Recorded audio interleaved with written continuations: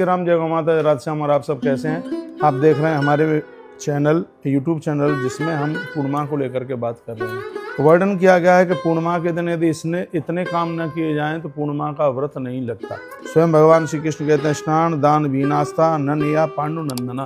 भगवान कहते हैं, हे पांडुनंदन, यदि पूर्णिमा के समय पर, और ये भविष्य पुराण में लिखा है कि यदि स्नान न किया जाए सूर्य उदय से पहले, उस दिन दान न किया जाए तो यह व्रत बिल्कुल भी लगता ही नहीं है। ऐसा इसमें वर्णन किया गया है। तो मैं थोड़ा सा आपको बता दूं, यदि आप वट सावित्री का व्रत कर रहे हैं तो ज्येष्ठे मासी सिते पक्षे पूर्णिमायाम तथा व्रतम चीर्ण व्रतम महाभाग्या कथितम ते महानगे। यह स्कंद पुराण के अंतर्गत और भविष्य पुराण दोनों में वर्णन किया गया है।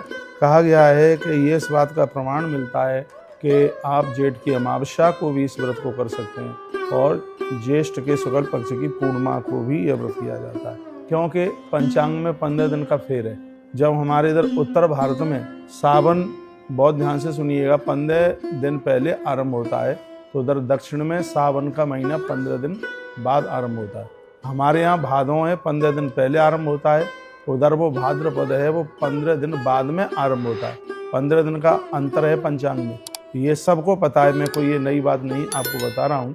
जैसे हमारे यहाँ सावन का महीना है, वो 9 तारीख को पूरा हो जाएगा, यानी 9 अगस्त को रक्षाबंधन है। लेकिन उधर आप नासिक की तरफ जाइए, पूरे साउथ में जाइए, बॉम्बे की तरफ जाइए, वहाँ पर उसके 15 दिन के बाद में ही सावन पूरा होगा, क्योंकि इधर 15 दिन बाद में लेट होगा। जैसे अपने यहाँ जेठ का महीना 15 दिन पहले आरंभ हुआ है, तो उधर साउथ में वो 15 दिन के बाद में प्रारंभ हुआ है, इसलिए ये उसकी वजह से अंतर है। इसलिए यहाँ 15 दिन पहले वट सावित्री का व्रत किया गया है और साउथ में, दक्षिण में इसको 15 दिन के बाद में इसको लिया गया है।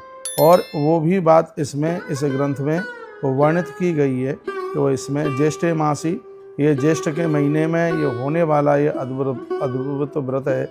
और ये दोनों के दोनों व्रत ज्येष्ठ में ही हो रहे हैं, चाहे आप पूर्णिमा का कर रहे हैं और चाहे आप अमावस्या के समय पर कर रहे हैं। देखो लिखा है इसमें, वर्णन किया गया, नमो व्यवस्थाय कुर्याचय प्रदक्षिणाम वृद्धक्ष तथा रोगी ऋतुमत्याम तथैव च।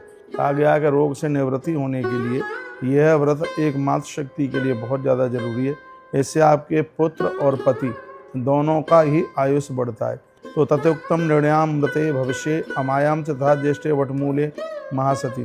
कहा गया है कि एक सती नारी बरगद के वृक्ष को धागा बांधती है, श्वेत सूत बांधती है, और वह अपने परिवार की लंबी आयु के लिए, दीर्घ आयु के लिए वह कामना करती है। तो इसमें विधि का वर्णन किया, अति पूर्णिमा अमावस्या पूर्व विद्येग रही है। और ये ऐसा बिल्कुल जरूरी नहीं है पहले आपने अमावस्या को कर लिया है तो पूर्णिमा को यह व्रत करना जरूरी हो, बिल्कुल भी कोई जरूरी नहीं है। यह भी इसमें वर्णन किया गया है। इसमें संकल्प लिया जाता है, बट बरगद के पास बैठकर, बट समीपे गत्वा आचम्य, बरगद के वृक्ष के नीचे बैठ करके 3 बार आचमन किया जाता है, ओम केशवाय नमः, माधवाय और नारायणाय नमः। संकल्प में सोचा जाता है क्या, पतिम पुत्राणाम च आयु आरोग्य प्राप्त है जन्म जन्मनि। तो वर्णन किया गया है कि जन्म जन्म में नारी कहती है, मैं धरती पर जन्म लूँ, मेरे पति और पुत्र की उम्र बढ़े।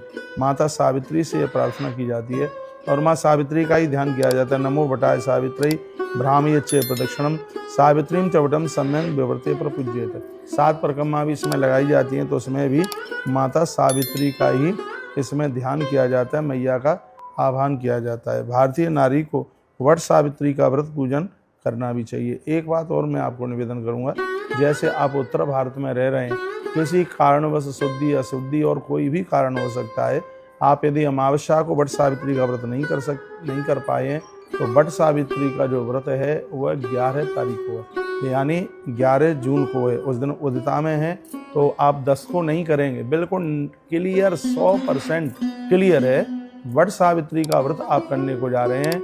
उसका मुहूर्त 1% भी 10 तारीख को नहीं है, उसका मुहूर्त 11 तारीख को है, और वो 1:15 बजे से पहले उसको आप अपना पूरा कर लीजिएगा, और वह पूरा का पूरा उदिता में है। हाँ, जो 32 पूर्णिमा का जो व्रत करने के लिए जा रही हैं, जो माता हर पूर्णिमा को व्रत करती हैं, रात्रि में चंद्र दर्शन करती हैं, तो उसके लिए यह व्रत है 10 तारीख को है, जिसे व्रत की पूर्णिमा कहते हैं। उसको आप 10 तारीख को ही व्रत कीजिएगा, क्योंकि 10 तारीख को लगभग 11:30 बजे पूर्णिमा आरंभ हो रही है और पूर्णिमा में ही चंद्र देवता उदित हो रहे हैं, इसलिए इसकी महिमा 10 तारीख को ही है। तो ये कुछ विशेष बातें थीं जो मैंने आपके बीच में रखी हैं। त्वम गौरी त्वम सची लक्ष्मी त्वम प्रभात चंद्र मंडले। स्वयं माता सावित्री को गौरी कहा गया है। कहा जाता है कि माँ भगवती जगदम्बा पार्वती ही धरती पर सावित्री बन करके आई है। इसका वंदन पूजन करने से नारी के सुहाग की लंबी आयु होती है। इसमें बिल्कुल कोई संशय वाली बात नहीं है।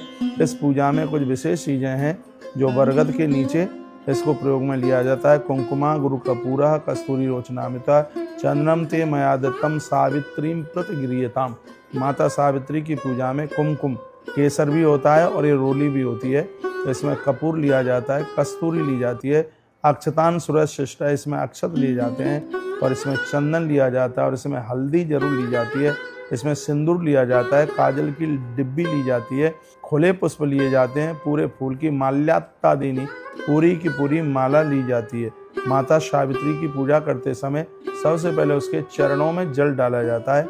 ऐसी इसकी महिमा का वर्णन किया गया है। सूत है, बरगद के वृक्ष के तने में उसको बांध दिया जाता है। पूजतास द्वयी सर्वे स्त्री तथा ब्राह्मण की पत्नी को माताएं लेकर के जाती हैं। पूजा करते समय वह उस ब्राह्मण की पत्नी के चरणों में वंदन प्रणाम करती हैं। उसके नाखूनों में चंदन और रोली लगाई जाती है, तब ही यह पूजा अपने आप में पूरी होती है। माता नमस्तुभ्यम सौभाग्यम च प्रक्षमे। उस ब्राह्मणी को कहा जाता है, हे माता, हमने गौरी के रूप में तेरी पूजा की है और आप कृपा कीजिए हमारे पति पुत्र परिवार की उम्र बढ़े। तब वह आशीर्वाद देती है, जिसके द्वारा जन्मांतरस्थ धर्म बरानने उसे जन्म जन्म में उस नारी के सुहाग की आयु लंबी होती है। 7 परिक्रमा इसमें की जाती है, प्रार्थना की जाती है। सिंदूरम कुमकुम चैव तांबूलम च पवित्रकम। कहते हैं कि बरगद की जड़ों में सिंदूर लगा करके फिर दाहिने हाथ की इस उंगली से उसी में से सिंदूर लेकर के माताएं अपने भाल के ऊपर यूं ऐसे इस तरीके से मांग में उसी सिंदूर को लगा देती। इससे उसके सुहाग की आयु बढ़ती है। ऐसा इस ग्रंथ में वर्णन किया गया है। तो ये बड़ी अद्भुत बात कही गई है। ये तो मैंने आपको वट सावित्री पूजा के लिए तथा संतुष्टा तो सावित्री सा देवी द्विजस्व। यदि वट सावित्री में तुम किसी ब्राह्मणी की पूजा करती हो तो इससे सावित्री मैया अपने आप में अति प्रसन्न होती है। दीर्घायु ऋतवाल्पाय सवई भरता मम प्रभो। आपके पति को गाड़ी घोड़ों की कमी नहीं होती और उसकी लंबी आयु होती है। ये इतनी बड़ी महिमा इस वट सावित्री की बताई गई है। तो इस वीडियो को ज़्यादा लंबी नहीं मैं करूँगा। 11 तारीख को ही आप बंधन पूजन कीजिए। 1 लोटे में पानी लेके जाइए। तो सबसे पहले बरगद की जड़ों में वह जल डाला जाता है। सावित्री मैया की प्रतिमा भी रखी जाती है। इसमें पार्वती और भगवान महादेव का पूजन भी इसमें होता है। बरगद की तो पूजा होती है। तो ये पूजा मातृ शक्ति के लिए मृत्यु लोक का एक वरदान है। तो दिया जला करके पूरी पूजा होती है। इस तरीके से पूजा करके और आप अपने परिवार का आयुष्य आप बढ़ा सकते हैं। ये तो बात रही ये वट सावित्री वाली पूर्णिमा की। अब मैं आपको व्रत पूर्णिमा की चर्चा कर रहा हूँ जो 1 साल में 12 पूर्णिमा चल करके आती हैं। आइए उसको अब आप जरूर सुनिए। बहुत बहुत धन्यवाद है आपका। आपने वीडियो पूरा सुना।